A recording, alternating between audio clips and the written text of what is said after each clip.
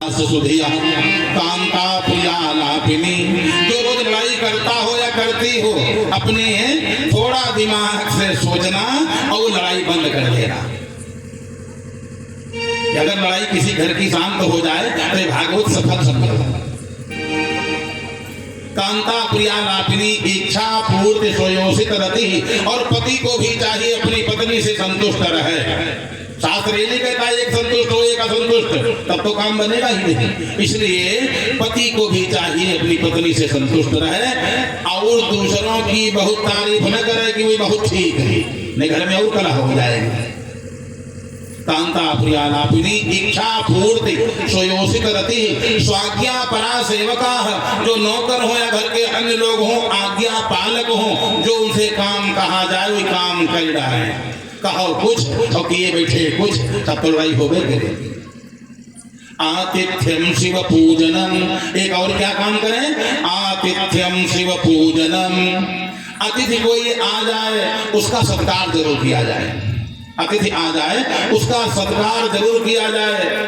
न लड्डू पेड़ा घर में रखें कोई बात नहीं, जल ही पिला दो। और जल पिला दो, और जल भी न हो तो उससे कह दो भैया बैठो, अच्छा हवा खा लो। बहुत लोग कहते भैया हवा खा लो। हवा कोई खिलाने वाली चीज नहीं है, न कोई आदमी टायर ट्यूब है कि तनी हवा डाल दियो। लेकिन व्यक्ति, जैसे एक व्यक्ति से कहा गया कल पंडित जी कहा बताओ घर में लड्डू पेड़ा तो थे नहीं, क्या स्वागत करें? अच्छा ठीक गुड़, कल गुड़ तो और महंगा शक्कर से ज्यादा। अच्छा गुड़ भी नहीं, जल पिला देना। कल जो जल न हो तो हमने कहा इंडिया मार्क का नल खूब लगे, इंडिया मार्क का सरकारी वाले, तो एक लोटा जला करके पिला देना। काला दरवाजे पर नलो न हो तो अब बहुत करता हूँ। बोले कि अगर इंडिया मार्क का नलो न हो तो हमने कहा अच्छा तो कोई व्यक्ति आ जाए, भैया बैठो और सब ठीक है, हवा खा लो। कल हवा न चलते हो तो हमने कहा तुम्हारे जैसे व्यक्तियों को फिर यहाँ रहने की जरूरत नहीं, नर्क चले जाओ अच्छा रहेगा। जब हर बात तुम तो है खाली तुम कुछ करने नहीं चाहते हो कि हवा न चलते हो तो।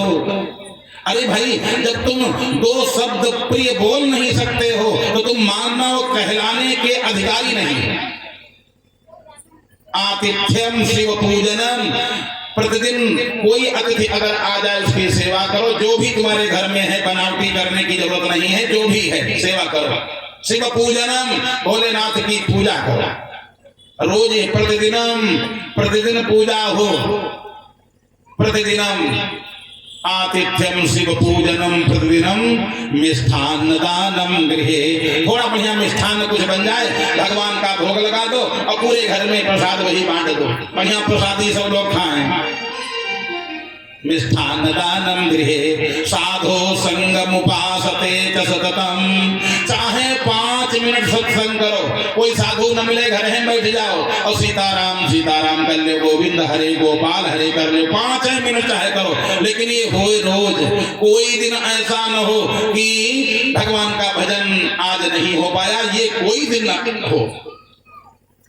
शिव पूजनम प्रतिदिनम मिष्ठान दानम गृहे साधो संगम उपासते च सततम। धन्यो गृहस्थाश्रम। ऐसा गृहस्थ आश्रम धन्य है।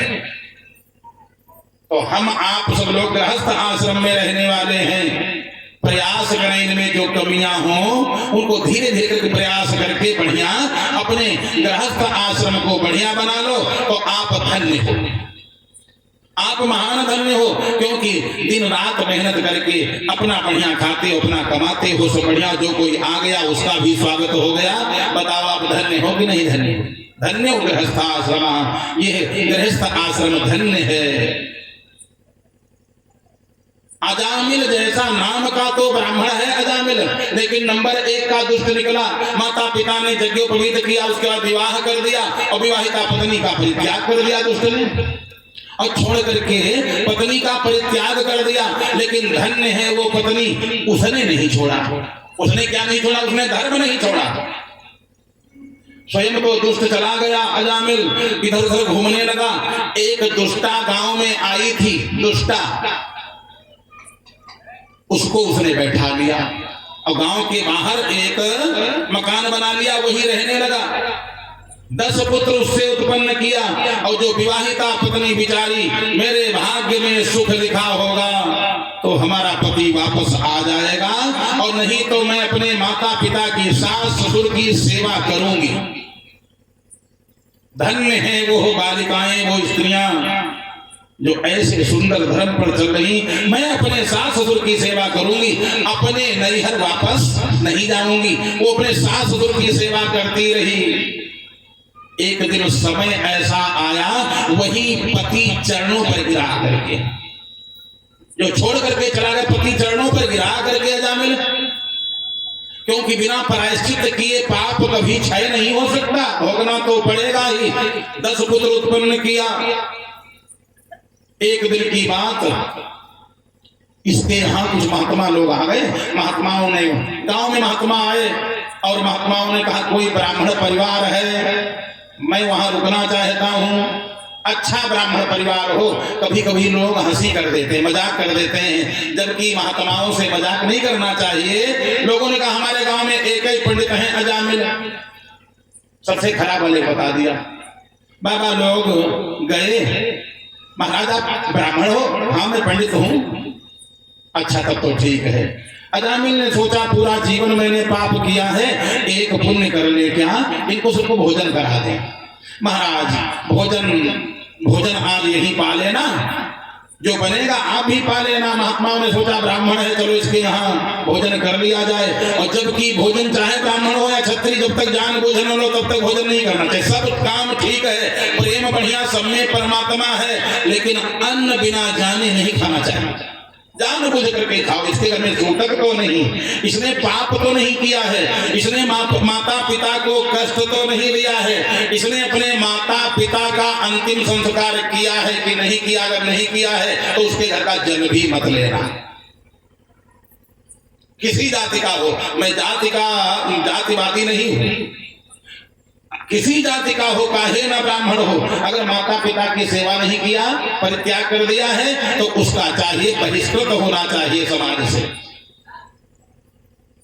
माता पिता का क्रियाकर्म नहीं किया, तभी उसके घर का जल लेने की आवश्यकता नहीं है, पता लगाना चाहिए। महात्माओं ने भोजन कर लिया, रात भर रुके, प्रातः काल जब जाने लगे तो महात्मा जी ने कहा बेटा अपनी पत्नी को बुलाओ और बालकों को बुलाओ, हम सबको आशीर्वाद दे दें।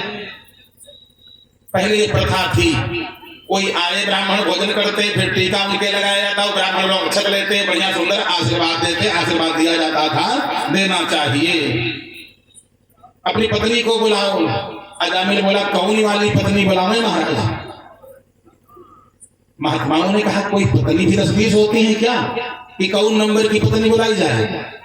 हाँ महाराज हमारे 2 हैं। कौन? एक के साथ विवाह किया गया था, वो तो पिताजी के यहाँ वहीं रह रहे, और ये है अरे महाराज घूम रही थी, ऐसे घूम रही थी, बस मैंने उसको बैठा लिया, और उसके 10 लड़का हैं। किस कुल की थी, किस खानदान की? अरे महाराज कुल की कुछ नहीं, सब राय कुल खराब है। मैंने बैठा लिया। महात्मा ने कहा राम अब तो हमको भी प्रायश्चित करना पड़ेगा, क्या किया जाए? इस दुष्ट ने भोजन करा दिया, लेकिन इसका भोजन किया है, चलो कुछ इसका उपकार कर दिया जाए। बेटा अपने बालकों का नाम तुमने अच्छा क्या रखा? महाराज एक सकट के दिन पैदा हुआ था, उसका नाम सकटुआ रखा। एक थोड़ा लेंगड़ा के चलता महाराज, उसका नाम लेंगड़ा रख दिया। ऐसे सबके नाम। अरे ऐसा नाम कहीं रखना चाहिए? हाँ बहुत लोग नाम बड़ा ऊट पटांग रख लेते हैं। धन्य है ये परिवार श्रीवास्तव जी का, शिव शंकर जी का। यहाँ किसी का नाम शिव शंकर, किसी का नाम शिव बालक, किसी का नाम राम प्रकाश सपनिया, यानी जितने नाम हैं सबके नाम बढ़िया बढ़िया है। भगवान से मिलता जुलता नाम होना चाहिए। एक जगह हम भागवत कहने गए, हमने कहा भैया ऐसा करो कोई गाड़ी हो तो हमको चौराहे तक छोड़वा दो। तो वो व्यक्ति बोले मैं सही बता रहा हूँ, क्षेत्र की बात है लेकिन नाम नहीं बताऊंगा, ना वो कहेगा हमें बदनामी कर रहा है, इसी क्षेत्र की बात है। हमने कहा कोई गाड़ी हो तो थोड़ा हमको चौराहे तक छोड़वा दो। तो वो बोले बिक्की कहाँ बिक्की? हम कहे बिक्की पर भैया हम जा नहीं पाएंगे। कल नहीं महाराज बिक्की सवारी नाई लड़का बिक्की। अब मन में नहीं पड़े थे कि सवारी का नाम है कि गाड़ी का नाम है। बिक्की टिक्की सब नाम ठीक नहीं है, नाम बढ़िया रखो, गिरजा शंकर, शिव शंकर, राम श्याम घनश्याम, ये सब नाम बढ़िया है। अरे इसी बहाने कम से कम भगवान का नाम मुंह से निकल जाएगा। और भगवान का नाम चाहे जैसे निकले, भाव कुभाव अनख आलस हो, नाम जपत मंगल दिसे दस।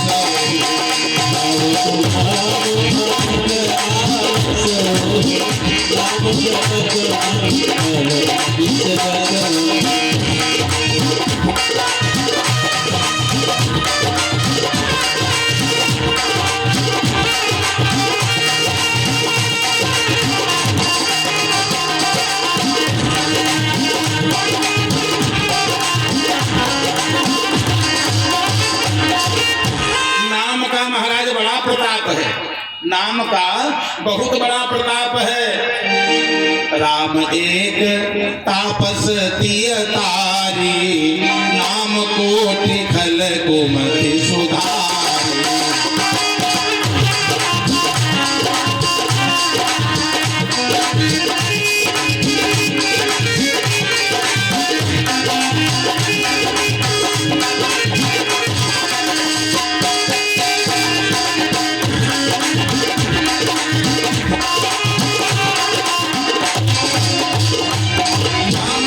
नहीं कितने लोगों का उद्धार कर दिया, पापियों का उद्धार कर दिया। महात्माओं ने सोचा इसके बच्चे का एक का नाम कम से कम ठीक रख दिया जाए। बताओ, छोटे वाले बच्चे का नाम रखा, कल महाराज आबे उसका नाम नहीं रखा हमने, कहा उसका नाम नारायण रख देना। महाराज लोग नारायण नाम रख करके चले गए।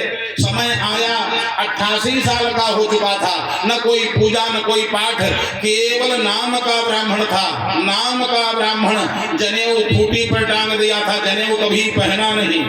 अब देखो, खाली ब्राह्मण कुल में जन्म हो जाना यही बहुत बड़ी चीज नहीं है। ब्राह्मणोचित कर्म करना चाहिए। न जनेऊ पहना, न गायत्री का जप किया, न चोटी रखाई, न माता पिता की सेवा किया, धर्म पर कभी चला नहीं, दुष्टा के साथ रहा, कुकर्म करता रहा, कभी भगवान का नाम नहीं लिया। लेकिन आज महाराज जी ने, महात्माओं ने सुंदर नामकरण जो बच्चे का कर दिया, इस बच्चे का नाम नारायण रख देना।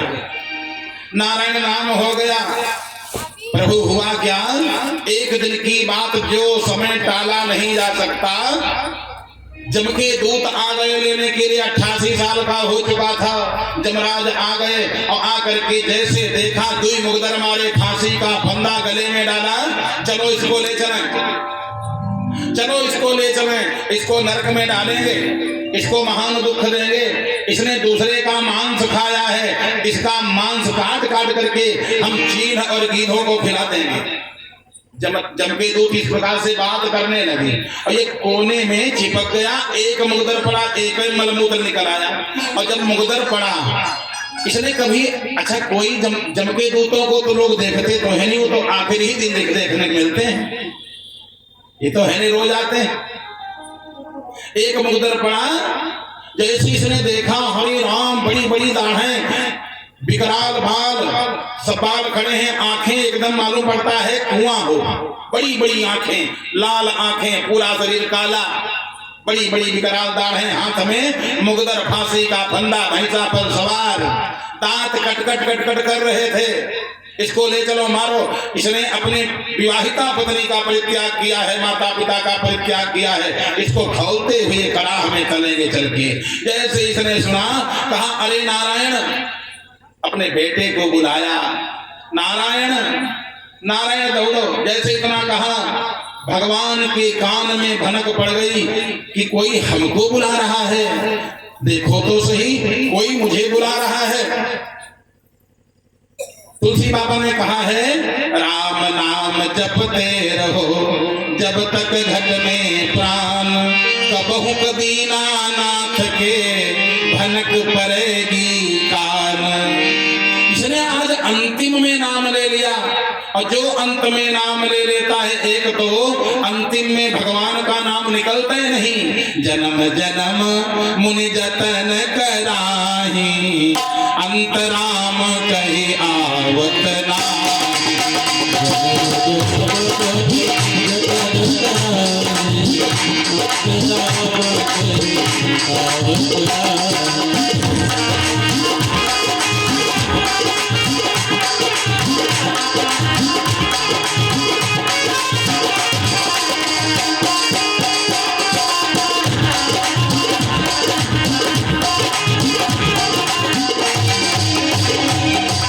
में भगवान का नाम निकलता है नहीं, और जिसके मुख से निकल जाए फिर आवत नाही, भगवान के लोक से फिर उसको आना नहीं पड़ता।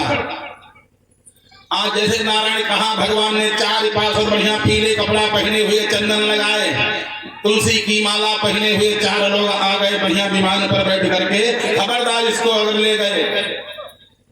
जमदूतों में और भगवान के पार्षदों में महान युद्ध हुआ। जमदूतों को भगवान के पार्षदों ने बहुत मारा और उसको छीन लिया। जमदूत हार मान करके चले गए।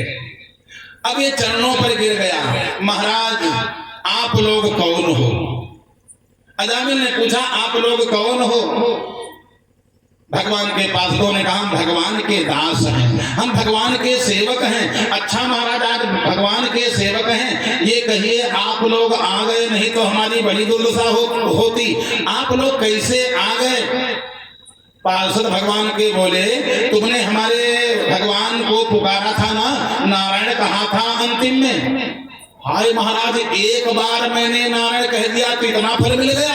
अगर जीवन भर मैंने कहा होता तो कितना मिल जाता, तब तो हमको कोई कष्ट न होता। अगर जीवन भर मैंने नाम लिया, एक बार नाम का प्रताप ये है। हम नहीं जानते थे कि एक बार भगवान का नाम ले लिया जाए तो इतना बड़ा फल हो जाएगा। महाराज आज समझ में आ गया। भगवान के पार्षदों ने कहा, सुनो, जितना तुम्हारा पाप था सब नष्ट हो गया। तुमने नारायण का शब्द, जो नारायण हमारे भगवान का नाम लिया है, जो कोई व्यक्ति एक बार भी भगवान का नाम ले लेता है, नाम लेती भव सिंधु सुखाही, देख विचार सुजन मन मान।